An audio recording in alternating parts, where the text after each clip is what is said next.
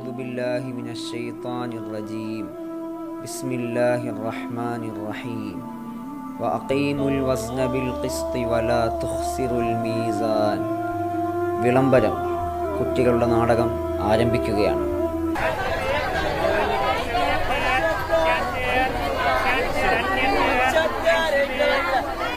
ഒരു kilo apple 100, ഒരു kilo മാങ്ങ 100, എല്ലാവരും കടന്നരിയ നല്ല മാങ്ങ, എല്ലാവരും കടന്നരിയ നല്ല പഴുത്ത മാങ്ങ. അസ്സലാമു അലൈക്കും ഖാലിദ്, എന്താണ് സുഖമല്ലേ? വലൈക്കും അസ്സലാം. അൽഹംദുലില്ലാ, സുഖം തന്നെ. താങ്കൾക്ക് എന്താണ് വേണ്ടത്? ഒരു കിലോ ആപ്പിൾ എടുക്കൂ. എന്താണ് വില? ആപ്പിളിനല്ലേ 100 ഉള്ളൂ, എടുക്കട്ടെ.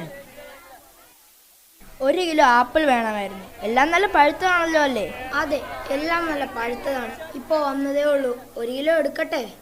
എന്നാ ഒരു കിലോ എടുത്തോളൂ. സുഫിയാൻ, എവിടെയാണ്? കുറെ നാളായല്ലോ കണ്ടിട്ട്. ഞാനൊരു യാത്രയിലായിരുന്നു. ഇന്ന് രാവിലെയാണോ? നീ എവിടെ പോയിട്ട് വരുന്നു? ഞാൻ കുറച്ച് ഫ്രൂട്ട്സ് മേടിക്കാൻ പോയതാണ്. അതെ, ഞാനും ഫ്രൂട്ട്സ് മേടിക്കാൻ പോയതാ. ഒരു കിലോ ആപ്പിൾ അങ്ങ് മേടിച്ചു. നീ ഇത് എവിടെ നിന്നാണ് മേടിച്ചത്? ഞാൻ വടക്കേങ്ങാടിയിലെ മനാഫിന്റെ കടയിൽ നിന്നാണ് മേടിച്ചത്. വീട്ടിൽ കുറച്ച് ഗസ്റ്റ് വന്നിട്ടുണ്ട്, അപ്പൊ അവർക്ക് ഒരു കിലോ അങ്ങ് മേടിച്ചു. ഇതോ? ഒരു കിലോയോ? ഏയ്, ഇതൊരു കിലോ ഒന്നുമില്ല. ഞാനും ഒരു കിലോ ആണല്ലോ മേടിച്ചത്. അത് ശരിയാണല്ലോ, തൂക്കത്തിൽ എന്തോ പിഴവ് പറ്റിയിട്ടുണ്ട്. വാ, അത് നമുക്ക് പോയി ചോദിക്കണം. അയാളുടെ സ്ഥിരം പരിപാടിയാണ്. അത് സാരമില്ല സുഫിയാനെ, അത് പോട്ടെ. ഒരു പ്രശ്നത്തിനും നിൽക്കണ്ട, ഞാൻ ഇനി ശ്രദ്ധിച്ചോളാം. അയാൾ കുറേ പേരെ ഇങ്ങനെ പറ്റിക്കുന്നുണ്ട്. നമ്മുടെ ഇതാ ഇന്ന് തെളിവുണ്ട്. നമുക്ക് കയ്യോടെ പൊക്കാം. വേണ്ട സുഫിയാനെ, അത് പോട്ടെ. എനിക്ക് കുറച്ച് തിരക്കുണ്ട്. ശരി അങ്ങ. എന്നാലും പോട്ടെ.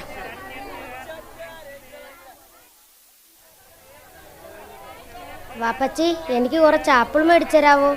ആപ്പിളോ? അതിനെന്താ മോനെ, മേടിച്ചു തരാലോ. ഒരു കിലോ ആപ്പിൾ എടുക്കൂ. അതിനെന്താ, ഇപ്പൊ എടുക്കാലോ.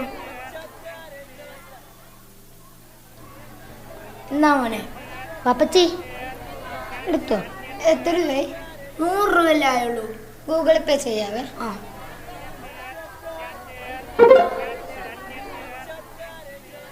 ചെയ്തിട്ടുണ്ട്.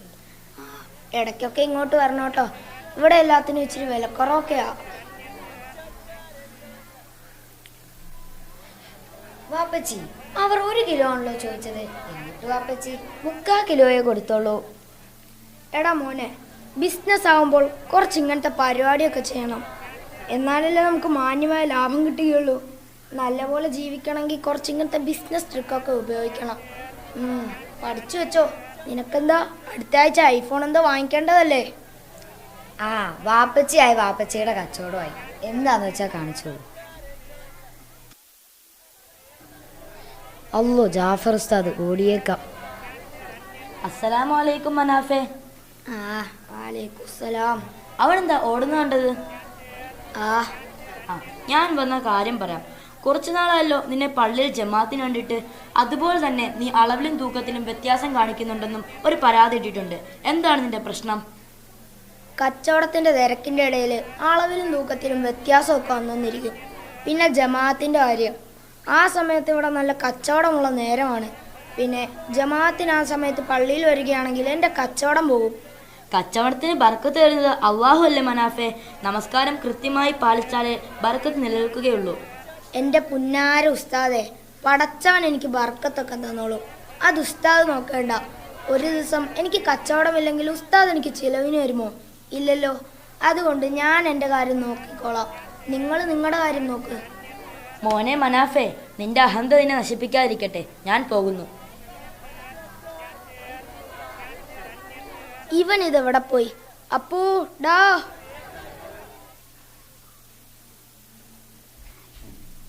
വാപ്പച്ചി, 3 മാസമായി എൻ്റെ സ്കൂളിൽ ഫീസ് അടച്ചിട്ട്. എല്ലാം കൂടി 3000 രൂപ അടയ്ക്കാനുണ്ട്. നാളെ തന്നെ അടയ്ക്കണമെന്നാണ് സാറ് പറഞ്ഞത്. വാപ്പാ, നാളെ കോളേജിൽ നിന്ന് ഗോവയ്ക്ക് ടൂർ പോകുന്നുണ്ട്. ചിലവെല്ലാം കൂടി 5000 രൂപ വേണം. വാപ്പാടെ കയ്യിൽ ഉണ്ടാകുമോ? മോനെ അഹമ്മദ്, ടൂർ പോകണമെന്ന് നിനക്ക് നിർബന്ധമാണോ? എനിക്കൊരു ചെറിയ ആഗ്രഹമുണ്ടായിരുന്നു. നമുക്കിപ്പം സെയ്ദിൻ്റെ പഠിത്തമല്ല പ്രധാനം, അവൻ്റെ ഫീസ് അടച്ചാൽ പോരെ? ശരി വാപ്പാ, കുഴപ്പമില്ല. അവൻ്റെ ഫീസ് അടച്ചോളൂ. മിടുക്കൻ. ഇൻഷാ അല്ലാഹ് ഒരു ദിവസം നമുക്ക് വീട്ടിൽ നിന്ന് എല്ലാവരുമായിട്ട് ടൂർ പോകാം. അൽഹംദുലില്ലാ, ഇത്രയും നല്ല മക്കളെ എനിക്ക് തന്നല്ലോ. എന്തായാലും മക്കൾ പോയി കിടന്നോ. എനിക്ക് ഇച്ചിരി കണക്ക് എഴുതാറുണ്ട്.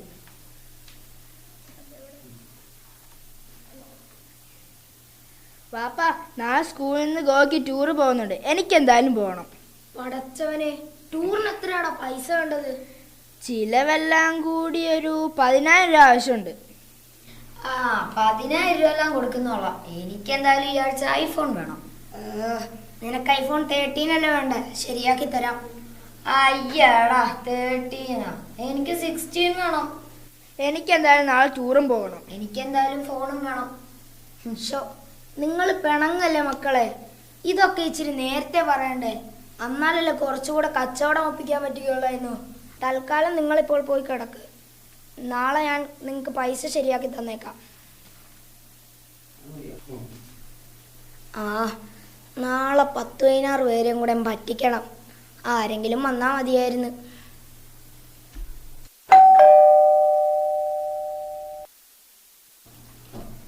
അസ്സലാമു അലൈക്കും മനാഫെ. ഈ സമയത്ത് വന്നതിന് എന്തെങ്കിലും ബുദ്ധിമുട്ടായോ? ഇച്ചിരി ബുദ്ധിമുട്ടായി. ഞാൻ വന്ന കാര്യം പറയാം. മനാഫെ, നമ്മുടെ നാട്ടുകാരനായ സുബൈർ ഗുരുതരമായ രോഗത്തിൽ കഷ്ടപ്പെടുകയാണ്. താങ്കൾക്ക് കഴിയുന്ന വിധം എന്തെങ്കിലും ഒരു സഹായം. ഈ മാസം കുറച്ച് കച്ചവടം കുറവാണ്. പിന്നെ അതെ, ഇപ്പോൾ മക്കൾക്ക് കുറച്ച് പൈസയുടെ അത്യാവശ്യം കൂടെ ഉണ്ട്. ഇപ്പോൾ എന്തായാലും കുറച്ച് ടൈറ്റിലാണ്. മനാഫെ, മക്കൾക്ക് പിന്നെയാണെങ്കിലും പൈസ കൊടുക്കാമല്ലോ. അള്ളാഹു നമുക്ക് തരുന്ന സമ്പത്തിന്റെ കുറച്ച് ശതമാനം പാവപ്പെട്ടവരും കൂടി ഉള്ളതല്ലേ. ഉസ്താദ് പണ്ട് എന്നെ പഠിപ്പിച്ചെന്ന് കരുതി ഇപ്പോഴും എന്നെ പഠിപ്പിക്കാൻ വരികയാണോ? ആരെ സഹായിക്കണം, ആരെ സഹായിക്കേണ്ടെന്നൊക്കെ എനിക്കറിയാം. അത് ഞാൻ നോക്കിക്കോളാം. തൽക്കാലം എനിക്ക് എൻ്റെ മക്കളുടെ കാര്യമാണ് വലുത്. ഉസ്താദ് ഇപ്പൊ നിന്ന് സമയം കളയാതെ പൊക്കോ. മക്കളെ, നിങ്ങൾ ഇവിടെ ഇരിക്കൂ. ഞാൻ അതാരാന്ന് പോയി നോക്കിയിട്ട് വരാം.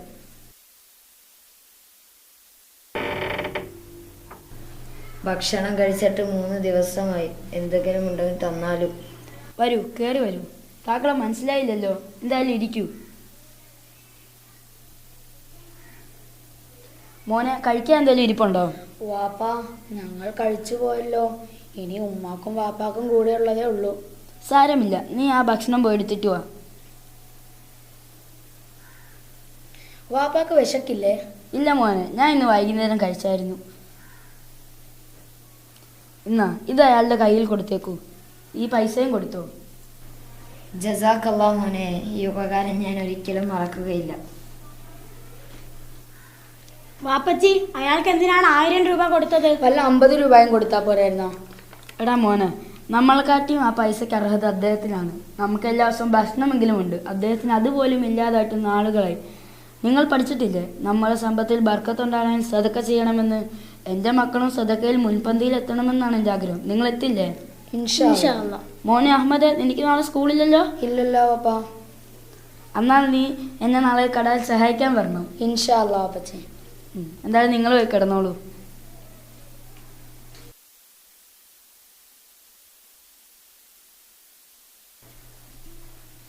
മച്ചാനെ, എവിടെയായിരുന്നു? ഇവിടെയൊക്കെ തന്നെ ഉണ്ടായിരുന്നു. പിന്നെ കുറെ നാളാലോ കണ്ടിട്ട്. ഞാൻ ഇവിടെയൊക്കെ തന്നെ ഉണ്ടായിരുന്നു. ഇച്ചിരി തിരക്കിലൊക്കെ ആയിരുന്നു. നിന്നോട് വല്ല സാധനം എടുക്കണോ? എൻ്റെ ഒന്നുമില്ലടാ. ഒന്നും സാരമില്ല, ഞാൻ എല്ലാം സെറ്റ് ആയിക്കോളാം. നിന്റെ എവിടെ നിന്നാണ് ഇത്രയും കാശ്? എടാ, എൻ്റെ പാപ്പ കാശുകാരനാന്ന് നിനക്കറിയാൻ പോലെ. ഓ പൊളി. നമുക്ക് ഒരു റൗണ്ട് അടിച്ചിട്ട് വന്നാലോ? എടാ, ഞാൻ പൈസ ഒന്നും എടുത്തില്ലടാ. അല്ല, ഞാൻ സെറ്റ് ആയിക്കോളാം. ബൈ, നീ വാ. അസ്സലാമു അലൈക്കും ഇർഫാൻ, നീ എവിടെ പോകുന്നു? വലൈക്കും സലാം. ഞാൻ ദേ ചുമ്മാ ഇവിടം വരെ. നീ ടൂറിന് പോകുന്നില്ല? എൻ്റെ ഇക്കാക്ക പോകുന്നുണ്ടല്ലോ. എടാ, ഞാൻ പോകുന്നില്ല. എനിക്ക് നാളെ ഒരു യാത്രയുണ്ട്. അല്ലേലും അറിയവരൊന്നും ഒരിക്കലും ടൂറിന് പോകത്തില്ല എന്ന്. ആന്ന്. എടാ, ഇശാബാങ്ക് വിളിക്കാനുള്ള സമയം, നമുക്ക് പള്ളിയിലേക്ക് പോയാലോ? ഇവൻ്റെ ഏട്ടാ ബൈക്കുണ്ട്. ഞങ്ങൾ ടൗണിലെ പള്ളിയിൽ പൊക്കോളാം. ശരിയടാ, ഞാൻ പോവാം. അവിടെ നിന്നും ടൂറിന് പോകാമെന്ന് എനിക്ക് അപ്പോഴേ അറിയാമായിരുന്നു. ഇവനൊക്കെ ഭയങ്കര പിശുക്കനാ. ഇവനും പിശുക്കനാ, ഇവൻ്റെ വാപ്പായും പിശുക്കനാ. അവൻ ഭയങ്കര സൂഫിയാണ്. അത് വാ. നമുക്ക് എന്തായാലും ഒരു റൗണ്ട് അടിച്ചിട്ട് വരാം. ബാ, പോവാ.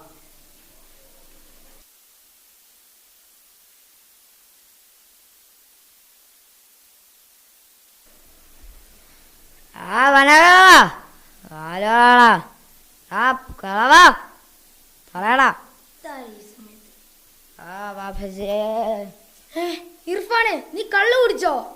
ചെറുതായിട്ട് മാത്രം. കള്ളു കുടിക്കുന്ന ഹറാമാണെന്ന് നിനക്കറിയില്ലടോ.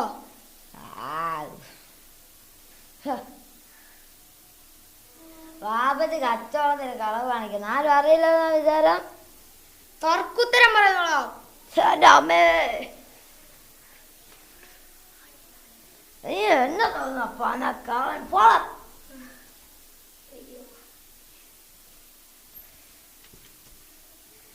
ഇവിടെ എന്തോ ഒരു ഒച്ചപ്പാടും ബഹളവും. ഡാ, നീ കട്ടിലീ വല്ലതും പോയി കിടക്ക്. വാപ്പാക്ക് എന്ത് പറ്റി? തലവേദനയാണോ? പിന്നെ വാപ്പ ടൂറിന് പോകാനുള്ള പൈസ സെറ്റാക്കി തരാന്ന് പറഞ്ഞിട്ട് സെറ്റാക്കി തന്നില്ല. ഇറങ്ങി പോടാ ഈ വീട്ടിൽ നിന്ന്. മനുഷ്യന്റെ സമാധാനം കളഞ്ഞു. അല്ലേലും അറിയായിരുന്നു വാപ്പ പറ്റിയാണ്, ചുമ്മാ കളിപ്പിക്കാനായിട്ട്. അയ്യോ, എൻ്റെ മക്കള് നശിച്ചു പോയേ. എൻ്റെ മക്കളെ ഞാൻ ഇനി എവിടെ പോയി നന്നാക്കും? എൻ്റെ മക്കളെല്ലാം ഇത്രയും ദുഷിച്ചു പോയല്ലോ എൻ്റെ നാഥ. ആര് കേൾക്കാൻ? ഇത്രയും നാളും ഞാൻ അള്ളാഹുവിനെ ഓർത്തില്ല. ഇനി എൻ്റെ പ്രാർത്ഥന ആര് കേൾക്കാൻ? വർഷങ്ങൾക്ക് ശേഷം മോനെ അഹമ്മദ്, ആപ്പിൾ എത്ര ലോഡ് കയറി? 6 ലോഡ് കറി വാപ്പ. മാങ്ങായോ? മാങ്ങ 5 ലോഡ്. 5 ലോഡല്ലേ? മുന്തിരിയോ? മുന്തിരി 1 ലോഡേ ഉള്ളൂ വാപ്പ കയറിയുള്ളൂ. അൽഹംദുലില്ലാ, ഈ മാസം നല്ല കച്ചവടമുണ്ട്. എന്തായാലും നമ്മുടെ ലാഭത്തിൽ നിന്ന് 10,000 രൂപ സുബേറിന്റെ വീട്ടിൽ കൊടുത്തേക്ക്. നീ എന്തായാലും അത് ഇപ്പൊ തന്നെ എടുത്തേക്ക്. ശരി വാപ്പ.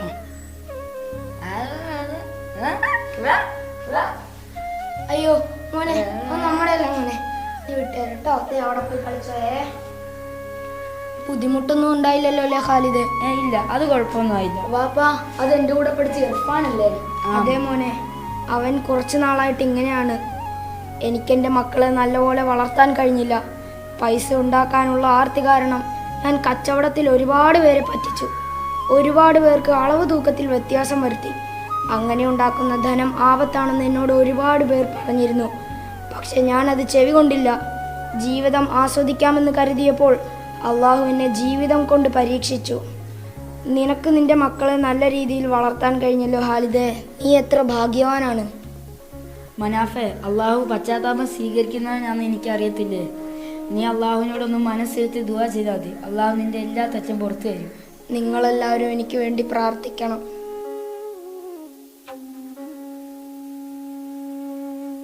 വൈലുല്ലിൽ മുത്തഫിഫീൻ, അളവിലും തൂക്കത്തിലും വ്യത്യാസം വരുത്തുന്നവർക്ക് നാശം.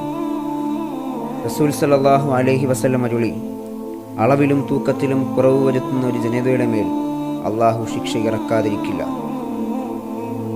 പണ്ടുകാലത്തെ സ്ത്രീകൾ ജീവിതമാർഗം തേടിപ്പോകുന്ന പുരുഷന്മാരോട് പറയുമായിരുന്നു, നിങ്ങൾ നേരായ മാർഗത്തിൽ സമ്പാദിച്ചത് മാത്രം ഞങ്ങൾക്ക് കൊണ്ടുവരിക.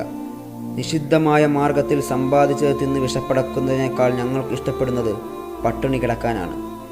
നിങ്ങൾ വിധിക്കപ്പെടാതിരിക്കാൻ നിങ്ങൾ സ്വയം വിചാരണ ചെയ്യുക. നാടകം ഇവിടെ അവസാനിക്കുന്നു.